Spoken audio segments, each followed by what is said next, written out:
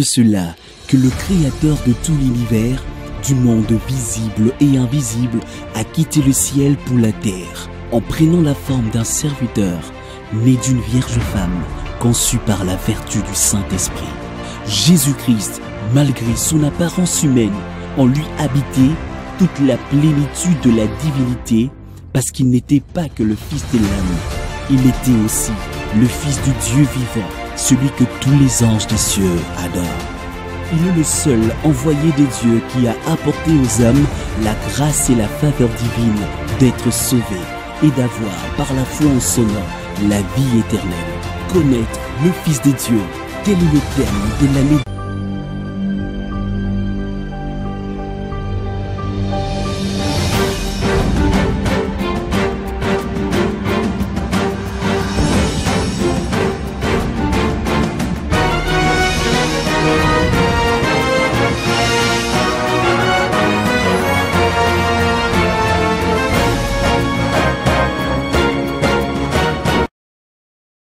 Bien-aimés, vous tous qui aimez votre meilleure chaîne chrétienne ZM, dans son émission Posons les fondements, je vous souhaite une bonne soirée. Moi, c'est le pasteur, je suis le pasteur de l'église Temple chrétien Mont-Carmel. Temple chrétien Mont-Carmel, nous sommes sur l'avenue Kitega, au numéro 110, dans la commune de Kinshasa. Avenue Kitega, numéro 110, dans la commune de Kinshasa. Et là où nous réunissons chaque mercredi et vendredi de 17h30 jusqu'à 19h30 et chaque dimanche de 8h juste jusqu'à 11h30. Émission Posons les fondements, c'est une émission de maturité, une émission d'enseignement. Ici, nous faisons tout pour ramener les enfants de Dieu, pour ramener le peuple de Dieu au fondement des apôtres. Parce que Somme chapitre 11, le verset 23, s'exclame en disant, si les fondements sont renversés, que feront le juste? Et vous allez voir que la ruse du diable, c'est de détruire les fondements apostoliques. C'est de détruire l'enseignement des apôtres dans les églises. Et aujourd'hui, nous constatons qu'il y a beaucoup de choses qui se font dans les églises, sur les réseaux sociaux, nous apprenons beaucoup. Il y a des scandales qui se font ci et là. Alors, en tant qu'enfant de Dieu, en tant qu'homme de Dieu, nous devons vérifier tout cela par rapport aux Écritures. Mais d'entrée en jeu, je suis venu vous dire tout simplement, tout ce que vous constatez comme scandale dans l'Église aujourd'hui, il est vrai qu'il y a d'autres aussi, ce sont juste des faux témoignages. Il y a aussi d'autres scandales qui sont réels. Alors, en tant qu'enfant de Dieu, vous ne pouvez pas vous décourager par quoi que ce soit, mais vous devez tout simplement comprendre que c'est l'accomplissement de la parole de Dieu. Parce que le Seigneur Dieu avait bien dit que dans les derniers temps, plusieurs personnes abandonneront la foi pour s'attacher à des doctrines des démons. Au temps de la fin, nous allons voir la montée de faux prophètes, de faux docteurs, de faux apôtres, de faux pasteurs. Ce sont les choses que les Écritures avaient déjà parlé. En tant qu'enfant de Dieu, on ne peut pas être surpris par rapport à tout ce qui arrive. Parce qu'en Matthieu chapitre 7, à partir du verset 21, Jésus est tenté de parler que il y a des gens qui sont en réalité des loups, mais qui ont porté la peau des brebis. Et Jésus dit, vous allez les reconnaître à leurs fruits. C'est les fruits qui déterminent la nature de l'arbre. Alors, il n'y a pas à s'inquiéter lorsque vous êtes en train de voir tous ces fruits-là qui manifestent ou produits par ce qui s'appelait homme de Dieu. Alors, vous devez tout simplement comprendre que si les fruits-là n'est pas bon, comprenez tout simplement qu'ils ne l'ont jamais été. Et la vérité doit être dite à haute voix et sans complaisance. Mais dans tout ce qui arrive comme scandale, tout ce qui arrive comme coup au niveau de l'Église, il y a une bonne nouvelle que je suis venu vous annoncer dans ces sujets que j'ai intitulé « Un faible reste ». Un faible reste. Ça veut dire, malgré tout ce que vous pouvez constater, malgré toute la corruption que vous pouvez voir dans l'église aujourd'hui, dans le monde aujourd'hui, Dieu s'arrange toujours pour se réserver un faible reste. Ces gens-là, eux, ne fléchiront pas les genoux devant qui que ce soit. Que le Seigneur Dieu vous bénisse. Ayez toujours votre bloc-notes, comme nous ne cessons pas de dire dans cette émission. Écrivez les écritures, les commentaires que nous donnons. Réalisez ce que vous êtes en train d'écrire. Et je crois tout simplement que vous ne serez pas dessus. Que le Seigneur Dieu vous bénisse. Nous avons le numéro WhatsApp, nous avons aussi notre chaîne YouTube, Pasteur Cédric Loukoussa, notre page Facebook. Veuillez nous écrire partout là et nous sommes disposés pour vous répondre. Alléluia. Lisons Ésaïe chapitre 1er, le verset 9e. Ésaïe chapitre 1er, le verset 9. Si l'Éternel des armées ne nous avait conservé un faible reste, nous serions comme Sodome et nous ressemblerions à Gomorrhe. Je préfère répéter cette écriture. Ésaïe chapitre 1er, le verset 9e. Si l'Éternel des armées ne nous avait conservé un faible reste, nous serions comme Sodome, nous ressemblerions à Gomorrhe. Alléluia. Ici, c'est le prophète Ésaïe qui est en train de parler au peuple d'Israël en son temps. Parce que vous allez remarquer que le prophète Ésaïe, on peut l'appeler en d'autres termes le prophète messianique. Parce que beaucoup de choses qu'il a parlé concernaient le Messie. Ça concernait Jésus-Christ. Mais ici, ce qui attire mon attention, et quand vous commencez par le premier verset, vous allez voir qu'il a parlé beaucoup de choses, surtout les péchés que Judas, que les enfants d'Israël étaient en train de commettre déjà à leur temps. Et vous allez remarquer que dans les clauses de l'alliance que Dieu avait traitées avec Israël, il était dit, si seulement Israël commettait le péché ou l'iniquité, Dieu devrait pratiquement les livrer entre les mains des nations. Et cela a été prouvé dans toute l'histoire des enfants d'Israël. À chaque fois qu'ils s'écartaient de la loi de Dieu, à chaque fois qu'ils sombraient dans les péchés, à chaque fois qu'ils se prosternaient devant des idoles, le Seigneur Dieu les livrait entre les mains des nations ou entre les mains de leurs ennemis. Mais vous allez voir, mes frères, à chaque fois qu'Israël s'est retrouvé entre les mains de ses ennemis, Dieu s'arrangeait toujours pour qu'il y ait quand même un petit nombre de gens qui pouvaient lui rester encore fidèles. Ou soit lorsque la multitude entrait dans le péché, Dieu faisait de sorte qu'un petit nombre lui revienne. Qu'un petit nombre se répande et revient à lui. C'est ce petit nombre qui revient à lui ou qui reste fidèle à Dieu malgré la corruption, malgré le péché qu'on appelait un faible reste. Alléluia. Alors, Ésaïe dit, si l'Éternel des armées ne nous avait conservé un faible reste, nous serions comme Sodome, nous ressemblions à Gomorrhe. C'est pour vous dire, l'absence de ces faibles restes,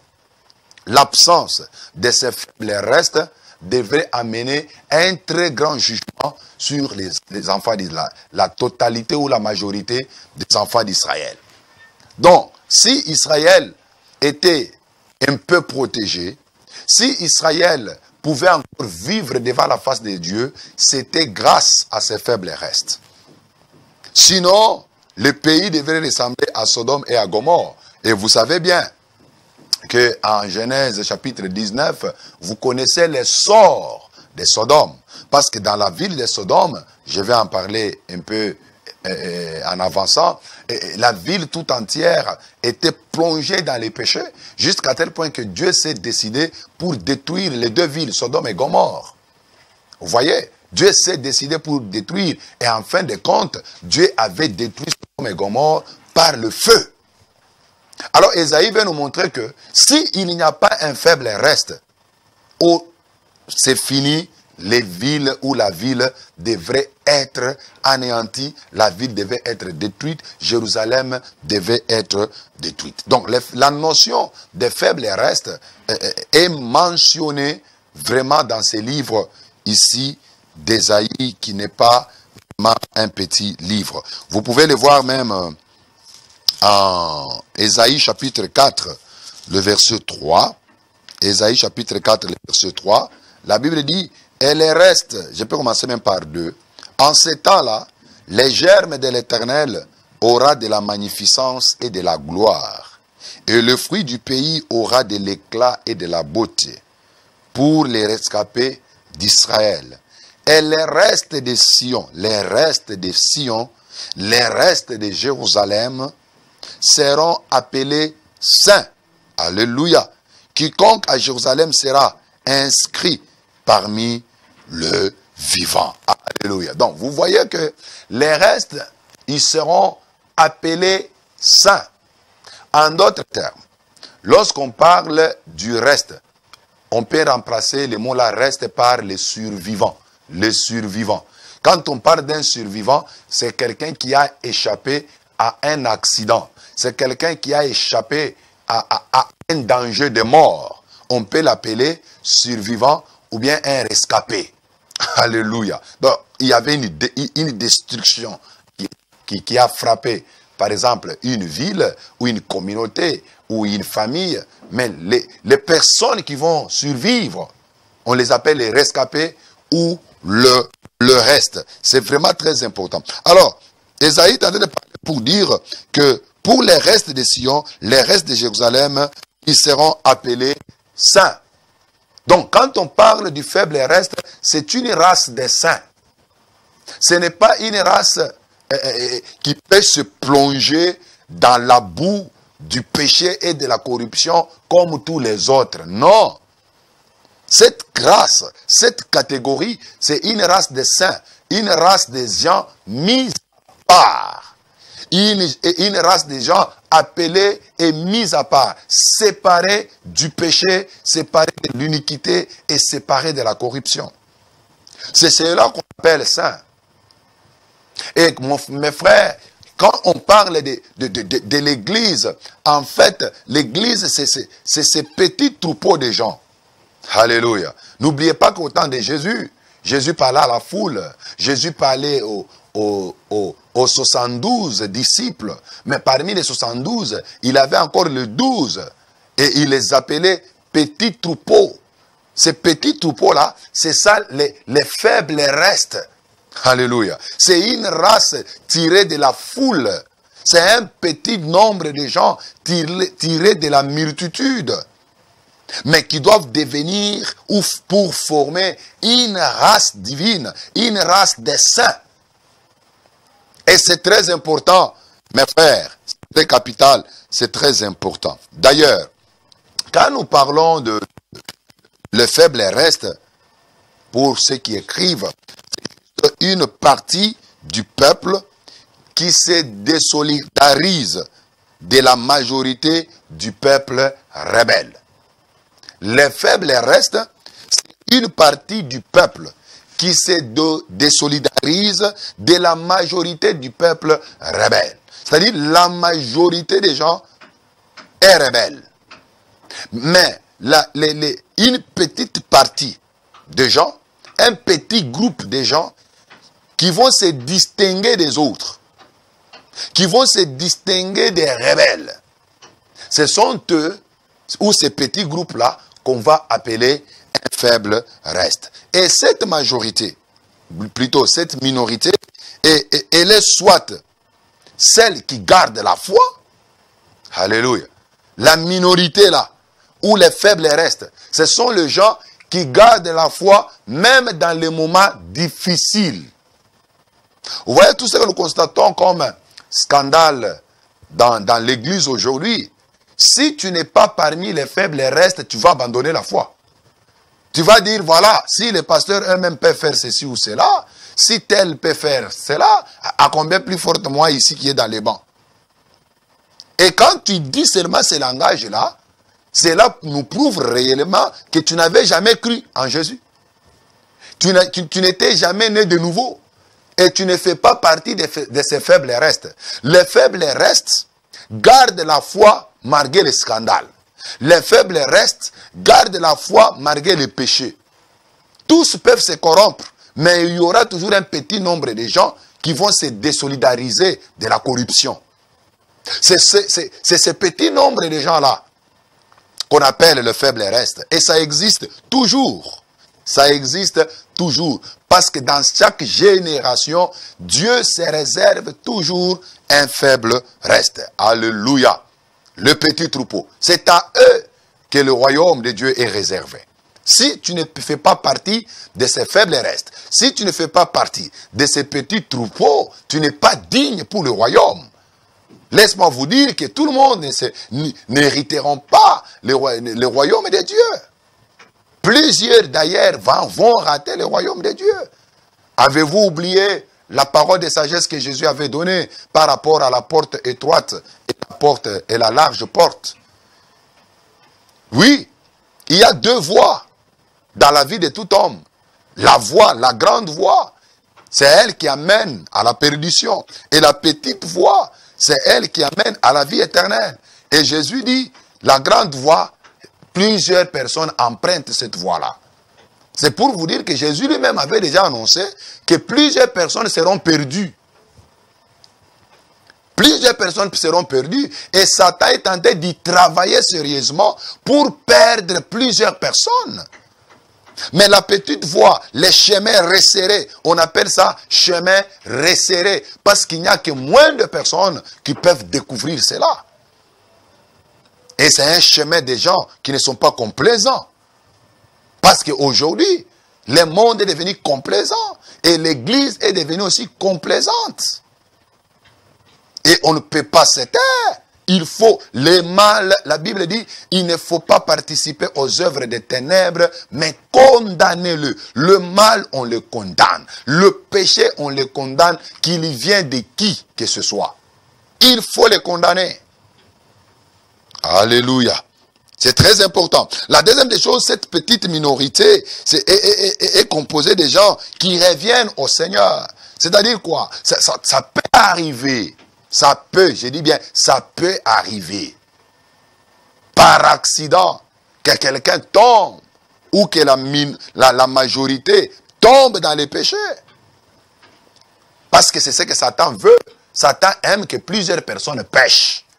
C'est ce qui fait qu'il est tenté aujourd'hui de rendre le péché moins cher. Il y a des gens qui peuvent commettre le péché avec moins $1, avec 100 francs, 200 francs. Tu commets le péché. D'autres commettent même le péché gratuitement. C'est ça l'objectif du diable. Et quand plusieurs personnes tombent dans les péchés, Satan est content. Mais dans ces grands nombres-là, Dieu s'arrangera toujours qu'il y ait un petit nombre qui vont revenir à lui. Waouh!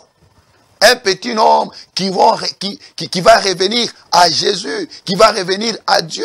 C'est ça qu'on appelle faible reste.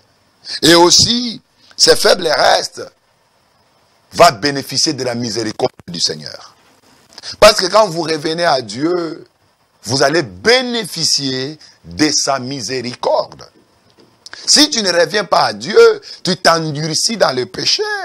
Mon frère, tu ne vas que subir la colère de Dieu.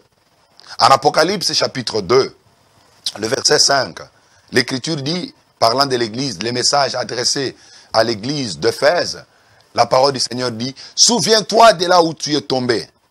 Répands-toi et pratique tes premières œuvres. Voilà la recommandation apostolique. Souviens-toi de là où tu es tombé, répands-toi et pratique tes premières œuvres. Celui qui se répand après avoir commis un péché, celui qui se répand après avoir causé le scandale et il prend la décision de pratiquer les premières œuvres, il ne peut qu'obtenir miséricorde. C'est la parole du Seigneur. C'est la parole du Seigneur. Mais le mal, c'est pour les gens qui sont tentés de faire le succès dans les scandales. Est-ce que vous comprenez un peu cela? Quelqu'un cause les scandales, mais il fait beaucoup de succès. Là, je ne comprends plus. Ça, ce n'est plus les choses que la Bible parle. Comment quelqu'un peut commencer à parler très ouvertement des scandales qu'il a causés, il ne regrette même pas. Mes frères, le monde est arrivé dans... L'Église est en train de traverser le moment le plus difficile, le moment le plus sombre de son histoire. Parce que les choses que nous voyons dans notre temps ici, depuis que dans l'histoire de l'Église, c'était des choses qui n'étaient jamais arrivées. Pour ne pas dire jamais, ou bien qui arrivaient très rarement. Mais dans notre temps, cela est devenu très courant. Très courant. Les fondements sont renversés. Mais le juste que tu peux faire, Jésus a dit à ses disciples, c'est ce que je vous ai appris dans la maison, à monter sur le toit, crier, parler à haute voix. La vérité, on l'a dit publiquement et à haute voix. Alléluia. Ésaïe, chapitre 10, les versets 20 à 22. Ésaïe 10, 20 à 22. En ce jour-là, les restes d'Israël et les rescapés de la maison de Jacob cesseront de s'appuyer sur celui qui les frappait. Ils s'appuieront avec confiance sur l'Éternel, les saints d'Israël. Donc les faibles restes s'appuient sur l'Éternel. Ils ont l'Éternel pour appui. Les faibles restes ne s'appuient pas sur l'argent. Les faibles restes ne s'appuient pas sur la justice de ce monde. Les faibles restes ne s'appuient pas sur les hommes. Ils ne s'appuient pas sur le gouvernement. Mais les faibles restes s'appuient sur l'Éternel. Les faibles restes s'appuient sur l'Éternel. Ils ont pour appui l'Éternel des armées. Je continue ma lecture. Le verset 21. Les restes reviendra. Alléluia. Ils ne peuvent pas rester dans le péché. Ils ne peuvent pas rester dans les scandales. Ils vont revenir. Ils vont revenir. Les restes de Jacob, ô Dieu puissant, ils reviennent. Ô Dieu puissant. Quand ton peuple, ô Israël, serait comme les sables de la mer, un reste seulement reviendra. La destruction est résolue, elle fera déborder la justice. Alléluia. Quand les peuples deviennent nombreux, un faible reste reviendra. Alléluia. Un faible reste reviendra. Mes frères, la parole du Seigneur, elle est tellement claire, à tel point qu'il n'y a pas même beaucoup de gymnastique à faire. Pour que tu sois parmi les faibles restes, tu dois revenir au Seigneur. Et surtout dans l'état où nous sommes, c'est l'état où nous devons revenir à Dieu. Parce que beaucoup l'ont abandonné. Beaucoup ont abandonné Dieu à cause de l'argent. Beaucoup ont abandonné Dieu à cause de la gloire. Beaucoup ont abandonné Dieu à cause des succès. Ils ont abandonné Dieu à cause des femmes, à cause de l'impudicité, la débauche. Ils ont abandonné Dieu. Mais toi qui m'écoutes, si tu fais partie parmi les restes, tu dois revenir à Dieu. Tu dois comprendre que cette parole que tu entends maintenant, c'est une parole de vie pour vous. Alléluia. C'est une parole de vie. Revenez à Dieu. Ésaïe 37, le verset 32. On parle toujours des faibles restes. Ésaïe 37, le verset 32. La parole du Seigneur dit, car de Jérusalem il sortira un reste, et de la montagne de Sion des rescapés. Voilà ce que fera les ailes de l'Éternel des armées. De Jérusalem sortira un reste. C'est Dieu qui parle. Que de son peuple, un reste va sortir. Un reste va se distinguer. Waouh! Malgré on peut dire que tout le monde commet les péchés. Tout le monde commet les scandales. Tout le monde commet l'idolâtrie. Tout le monde. Vous vous trompez. Dieu se réserve toujours un faible reste. Alléluia. Il se réserve toujours. Ésaïe 41, le verset 14. Ne crains rien. Vermisseau de Jacob. Faible reste d'Israël. Je suis annoncé exhortation pour les faibles restes. Ne craignez rien. Quand vous êtes dans la catégorie d'un faible reste, n'ayez pas peur. N'ayez pas peur de la prison, n'ayez pas peur de calomnie, n'ayez pas peur de faux témoignages. Oui, on peut aussi témoigner à mal. On peut donner un faux témoignage sur un faible reste. Oui, on peut les calomnier. On peut dire, vous savez quoi? Vous pensez que vous êtes les seuls saints. Même faut former des complots contre ces gens. Surtout dans les temps où nous sommes, mes frères. Nous sommes dans l'état de Facebook, des réseaux sociaux et consorts. Nous sommes dans l'état de montage vidéo. Tout est possible aujourd'hui. Tout est possible aujourd'hui. On peut donner un faux témoignage sur quelqu'un qui est saint. Il ne connaît rien. Il est innocent. Mais on aura un mauvais témoignage. Cette catégorie de gens-là. Si on a donné un faux témoignage sur ta vie, l'Écriture dit, ne crains rien. Ne crains rien. Et il dit, je viens à ton secours, dit l'Éternel. Dieu vient au secours du faible reste. Dieu vient au secours. Et le Saint d'Israël est ton sauveur. Donc Dieu, il délivre les faibles restes. Malgré les faux témoignages qu'on peut donner sur eux, la finalité, Dieu va justifier. Regardez Joseph, mes frères. La femme de Potiphar avait les preuves, les habits. On peut appeler ça les preuves apparentes. Tout le monde, quand il regardait, il dit, mais malgré l'explication que Joseph peut donner, je ne connais rien, je ne l'ai pas touché, d'ailleurs c'est elle. Malgré les explications que Joseph pouvait donner, mais le fait tout simplement que la femme de Potiphar détenait le manteau de Joseph entre ses mains et que Joseph était torse nu, Joseph n'avait plus encore de raison. Oui, devant les hommes, il a été condamné. On a mis même en prison. Mais devant Dieu, il était saint. Il était juste, il était un homme droit. C'est pour te dire, un homme qui craint le Seigneur, il ne peut pas avoir peur de ce que les hommes peuvent dire de lui. Il ne peut pas avoir peur des faux témoignages qu'on peut rendre sur lui. C'est comme aujourd'hui, on est tenté d'injurier pratiquement tous les hommes de Dieu. Même les vrais, on les injurie. Même ceux qui sont parmi les faibles restes, on les injurie. Mais n'ayons pas peur. Si nous sommes justes, si nous craignons le Seigneur, n'ayons pas peur. C'est lui qui nous a appelés, il va nous justifier. Si toi qui m'écoutes, on a rendu un faux témoignage sur toi alors que tu es innocent, n'aie pas peur. N'accepte pas le mal pour essayer de, je peux dire, de jeter l'eau sur le feu. Non. Laisse que le feu brûle.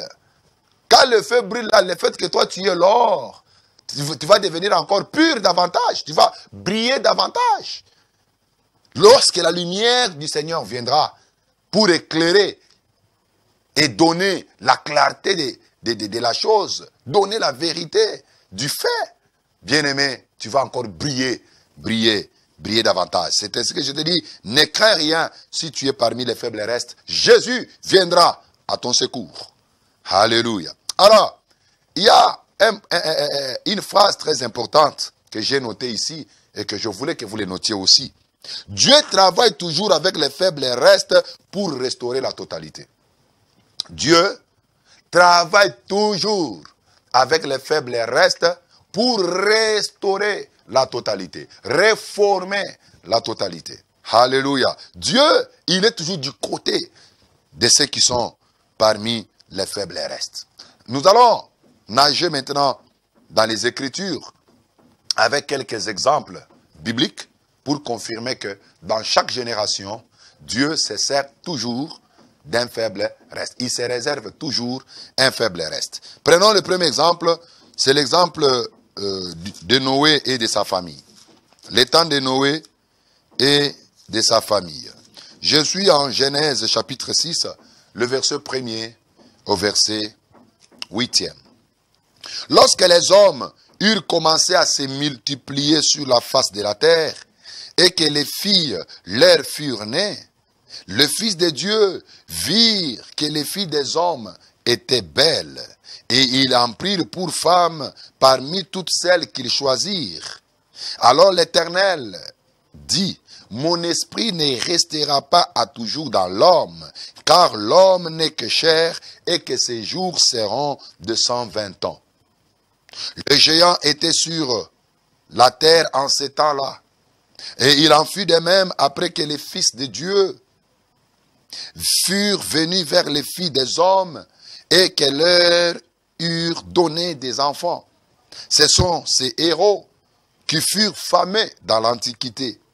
L'Éternel vit que la méchanceté des hommes était grande sur la terre et que toutes les pensées de leur cœur se portaient chaque jour uniquement vers le mal. L'Éternel s'est repenti d'avoir fait l'homme sur la terre. Il fut affligé en son cœur.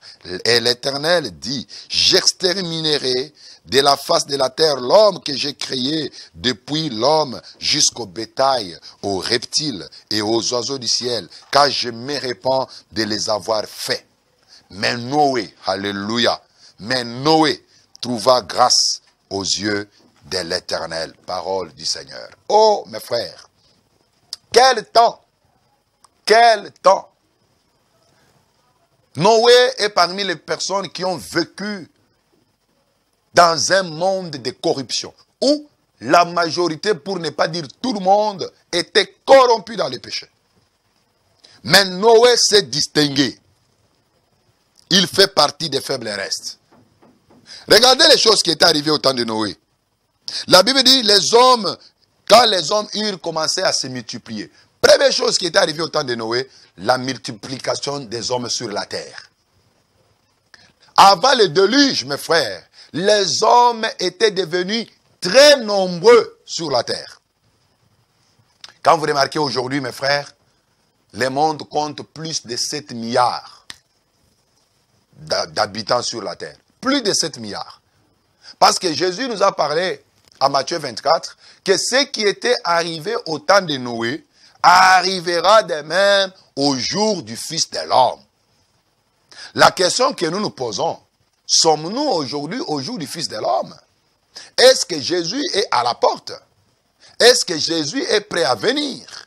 La réponse est oui. Pourquoi? Parce que nous vivons exactement ce que Noé avait vécu en son temps. La Bible dit, les hommes commencèrent à se multiplier sur la terre. Ça, c'est le premier signe. Deuxième chose, on nous dit, et que les filles leur furent nées. Ce n'est pas un hasard lorsqu'on insiste, on souligne ici les problèmes des filles. Je peux même oser à conclure que les filles étaient devenues comme plus nombreuses que les hommes. Parce qu'on dit les filles leur furent nées. Vous comprenez un peu cela? Et exactement, c'est la chose que nous sommes en train de vivre aujourd'hui. Quand vous prenez le monde, vous allez remarquer qu'il y a plus de filles que des hommes. Quand vous allez dans des maternités, sur 10 enfants nés, vous allez trouver que 6 ou 7 sont des filles. Même ici dans notre pays, la République démocratique du Congo, on parle de 55% des femmes. Donc vous allez remarquer que les femmes sont plus nombreuses que les hommes. C'est exactement ce qui était arrivé au temps de Noé. Mais on ajoute encore un troisième élément. On dit, les fils de Dieu virent que les filles des hommes étaient belles. On insiste troisièmement sur la beauté des filles. Alléluia. Mes frères, aujourd'hui qu'on ne vous trompe pas, la femme de 2000, du 21e siècle, elle n'est pas comparable à la femme du 20e siècle. Prenez même comme nous les Congolais par exemple, prenez même l'image qu'on nous tournait là de indépendance tcha-tcha. Regardez les femmes qui sont dans cette image et prenez les femmes maintenant d'aujourd'hui. Et remarquez qu'aujourd'hui, tout ce qu'on a comme produit de beauté, des produits cosmétiques, c'est pour modeler la femme.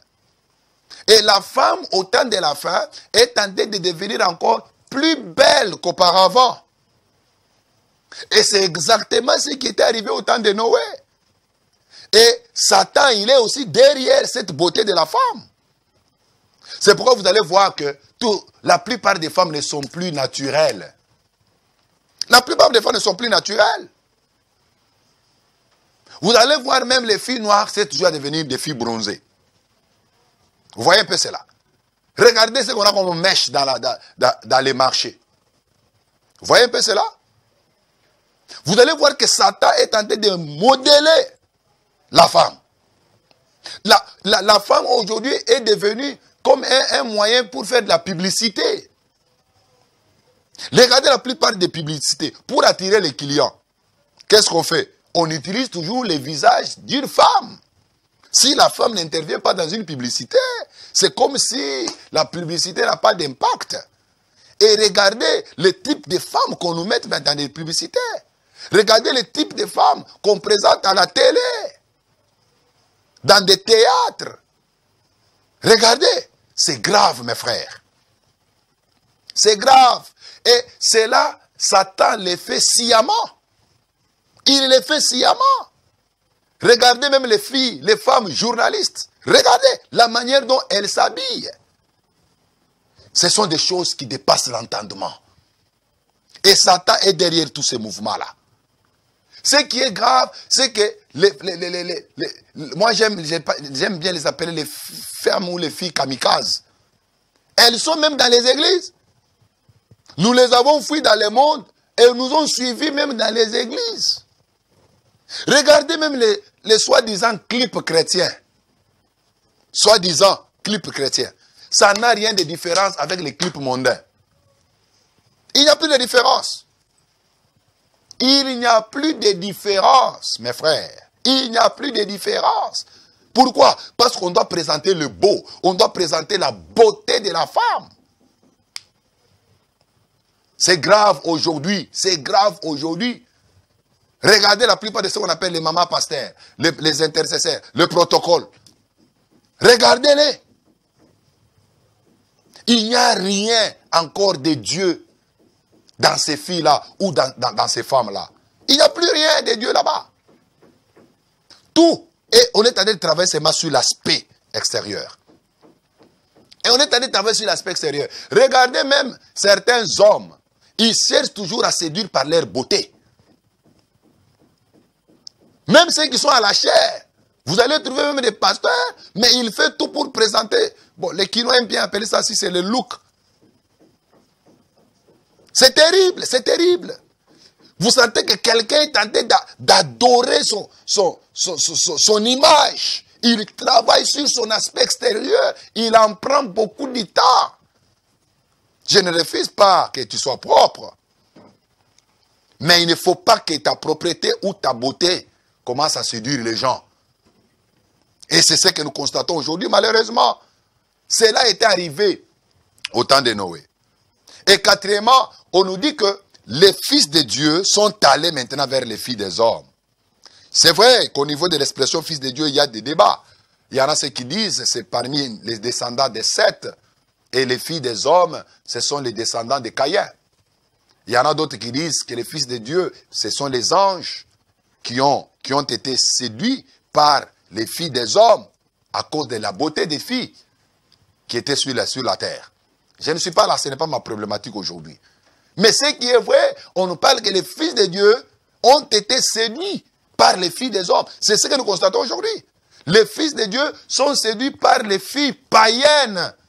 Ou les filles chrétiennes sont séduites par les païens. Et c'est ce que nous constatons. Vous savez, mes frères, dans la Bible ici, Dieu avait interdit à des tribus de ne jamais fouler leurs pieds au temple.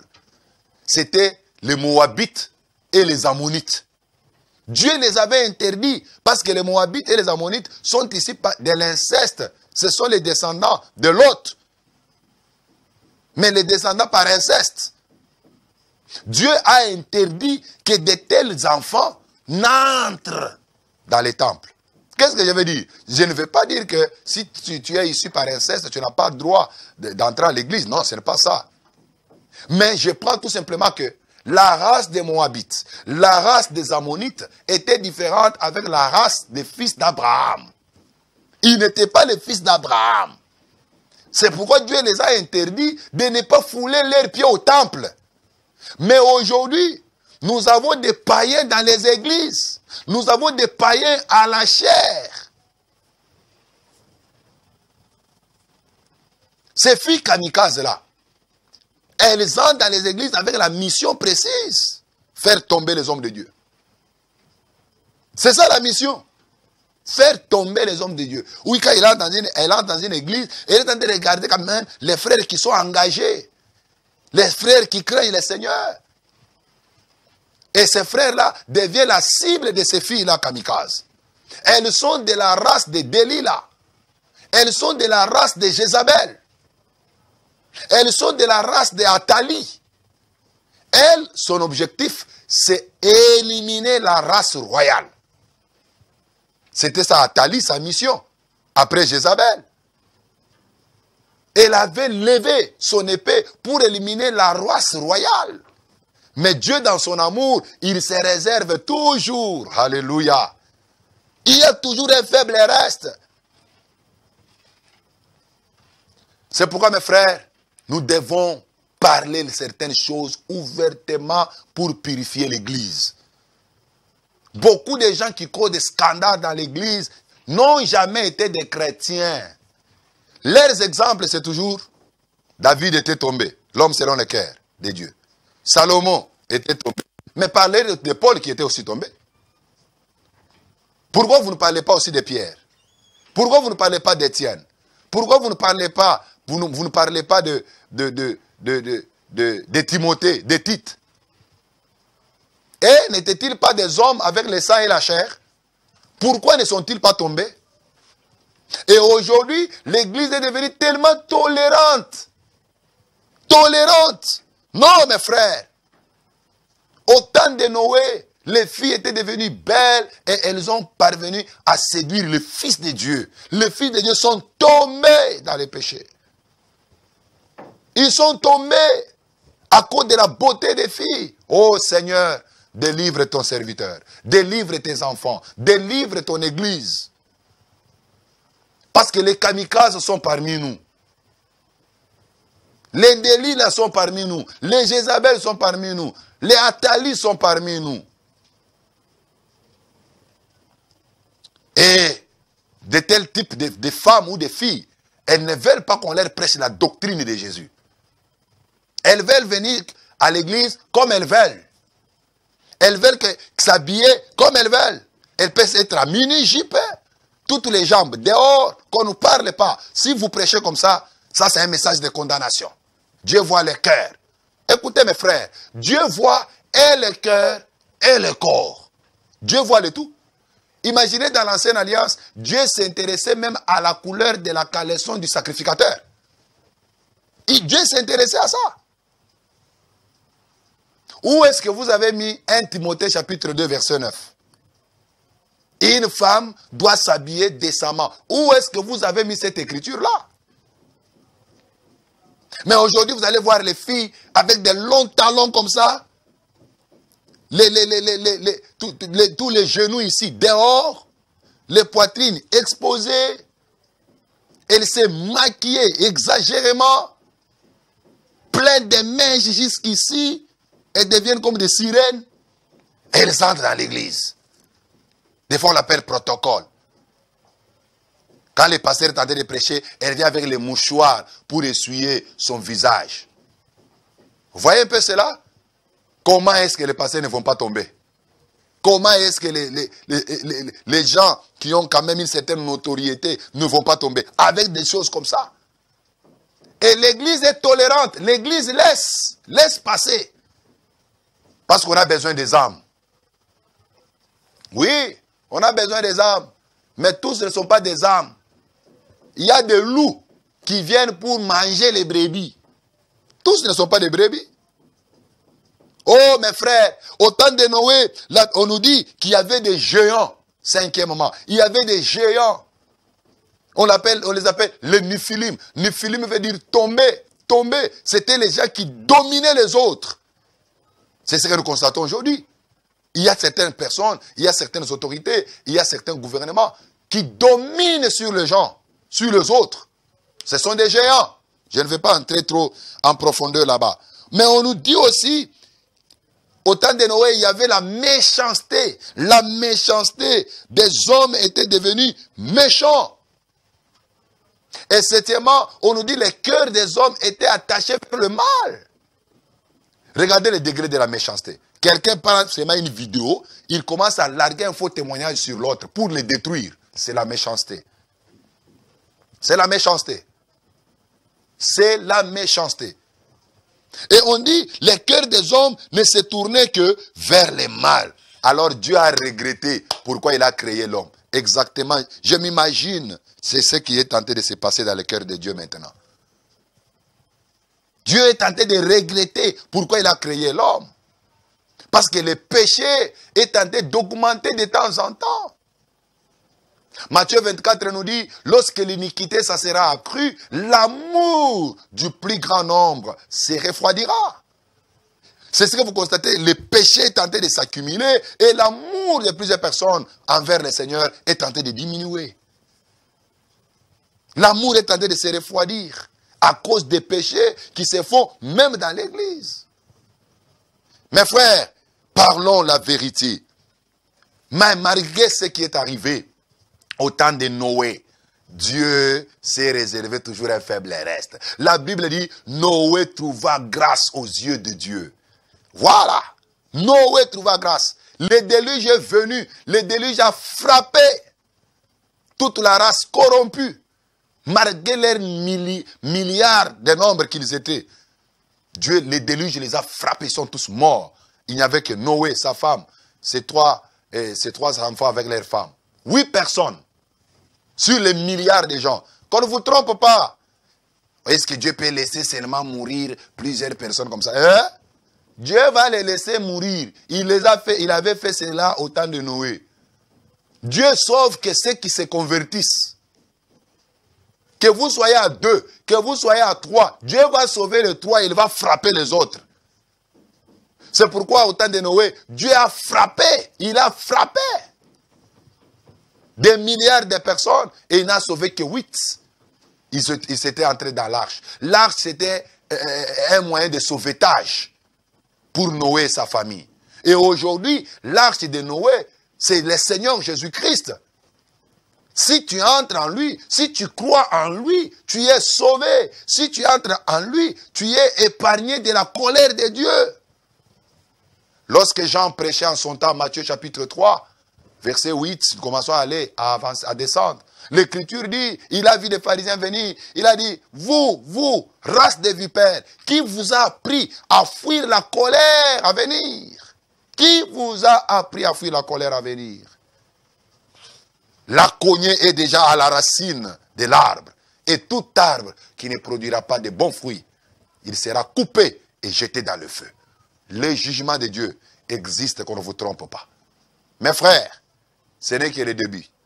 Je crois que la semaine prochaine, nous allons entrer encore en profondeur par rapport à la notion du faible reste. C'est très important au temps où nous sommes que vous soyez parmi les faibles restes. Vous qui voyez des scandales, ne soyez pas découragés. Il y a un faible reste. Les véritables hommes de Dieu, ils sont très nombreux dans le monde, dans notre ville de Kinshasa. Il y en a nombreux. Parce qu'on commence à nous appeler de part et d'autre. Nos frères qui sont, les hommes de Dieu qui sont à l'intérieur. Vous là-bas à Kinshasa, c'est quoi? Finalement, c'est quoi, vous les Kinois? Non, je suis venu vous dire, si vous avez vu les faux dollars, sachez que les vrais est quelque part. Malgré que les vrais sont moins nombreux, mais ils sont là. Dieu se réserve toujours un faible reste. C'est grâce à ces faibles restes que la totalité sera restaurée. Que le Seigneur Dieu vous bénisse pour ce soir. Moi, c'est le pasteur Cédric Lukusa. Je suis le pasteur des temples chrétiens Mont-Carmel. Nous sommes sur l'avenue Kitega, au numéro 110, dans la commune de Kinshasa. Ce message vous a touché. Ne vous empêchez pas pour nous écrire. Nous avons les numéros WhatsApp. Nous avons notre chaîne YouTube, Pasteur Cédric Lukusa officiel. Vous pouvez visiter la chaîne. Vous pouvez faire aussi des commentaires. Surtout, n'oubliez pas aussi de vous abonner dans notre chaîne YouTube pour ne pas manquer une de nos vidéos. Mais à l'église, nous prions chaque mercredi et vendredi de 17h30 à 19h30 et le dimanche, nous prions à partir de 8h juste jusqu'à 11h à 11h30. Que le Seigneur vous bénisse, que cette parole demeure dans vos cœurs et qu'elle puisse produire beaucoup de fruits. Quant à moi, je vais vous retrouver le lundi prochain pour un nouveau numéro, mais la rediffusion de cette émission se passe samedi à 20h juste. Samedi à 20h juste, ça sera la rediffusion. Alors, à mon nom personnel et au nom de toute l'équipe technique des ZM et au concepteur de cette émission, Posons les fondements, le monsieur Serge Katouma, je vous souhaite une bonne soirée. Ciao.